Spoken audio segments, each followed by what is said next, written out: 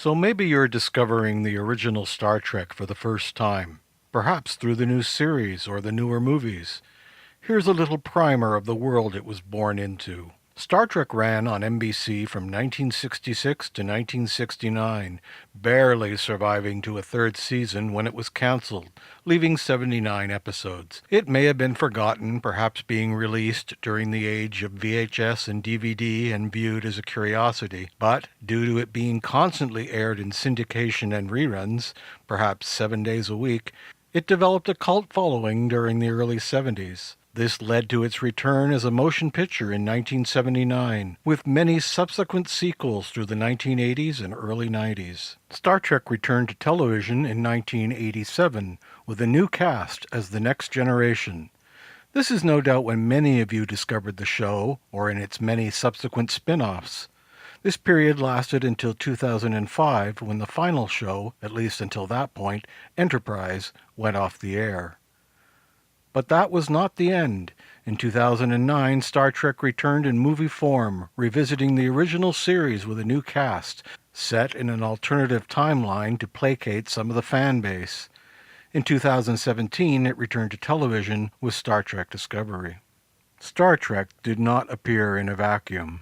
Science fiction had had a golden age in the movies in the 1950s, with 1956's Forbidden Planet being a major influence on the future Star Trek. Science fiction movies at the time were aimed mainly, though not exclusively, at a teen audience, with the drive-in a major venue. Sci-fi movies continued to be made in the early 1960s. Many now forgotten, but some titles are still remembered, such as The Time Machine, Day of the Triffids, and even Robinson Crusoe on Mars. Television also had some good science fiction, with The Twilight Zone, one episode featuring a surprised William Shatner, Outer Limits, one episode featuring a surprised William Shatner, and the UK's Doctor Who being the most notable. Some shows for younger audiences also had sci-fi themes, with The Jetsons, Jonny Quest, Thunderbirds, and Fireball XL5 being some that are still known today. Science fiction was very much alive in book form at the time. Titles such as Clockwork Orange, The Man Who Fell to Earth, Planet of the Apes, and Dune all date from this period. 1966 was a good time for popular culture.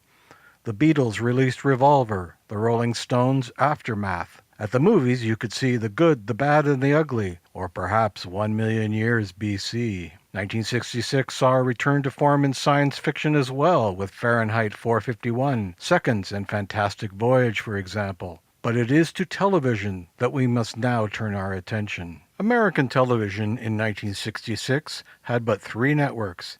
Yes, only 3. In the 1965-66 season, the top 10 shows were Bonanza, a survivor of the Western craze that had dominated television in the late 1950s and early 60s, followed by Gomer Pyle, USMC, The Lucy Show, The Red Skelton Hour, Batman, The Andy Griffith Show, Bewitched, The Beverly Hillbillies, Hogan's Heroes, and Batman. Batman appears twice because it aired 2 times a week. Same bat time, same bat channel. Let's have a look at what was offered that fall in 1966. By far the most numerous type were comedies and sitcoms, with 31 shows, followed by variety at 16. Next comes 11 dramas, 10 westerns, with World War II themed and crime shows at 4 each. Miscellaneous categories come in next, 5 weekly movies, with game shows and news at 2 apiece.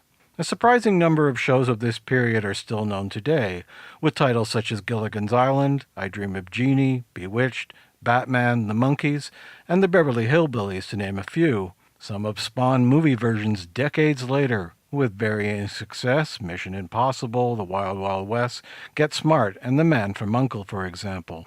But what of science fiction? As you can see, it ties with World War II and crime-themed shows at 4. And what were those 4 shows, you may ask? Well, I'll tell you. The longest running was Voyage to the Bottom of the Sea, which was entering its 3rd year. Next was Lost in Space, having begun in 1965.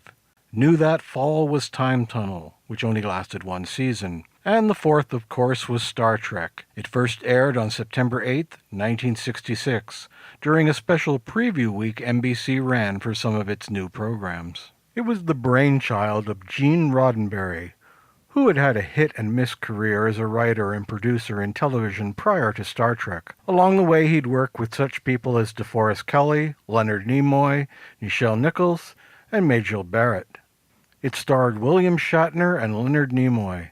DeForest Kelley wouldn't get a star billing in the opening credits until season 2. Both Shatner and Nimoy had worked in television and movies since the 1950s. Shatner appears in Judgment at Nuremberg in 1961, Nimoy in Them in 1954, for example. They first appear together in an episode of The Man from U.N.C.L.E. in 1964. DeForest Kelley had had the longest career, beginning in 1947. He had worked in both movies and television, and was actually typecast as a villain. And we mustn't forget that Lucy, through her production company Desilu, took a gamble and got Star Trek on the air in the first place. Now is the time to address an often heard comment. We can now view Star Trek in glorious HD, made possible by the fact it was shot on film. But it was never meant to be seen that way. Had you been fortunate enough to have a color TV in 1966, you were one of the lucky ones. Only about 10% of homes had one at the time, with the largest screen being about 25 inches. Most, on the other hand, still had black and white, so they saw the show like this. Given this, Star Trek's effects were on par or better with most of the period.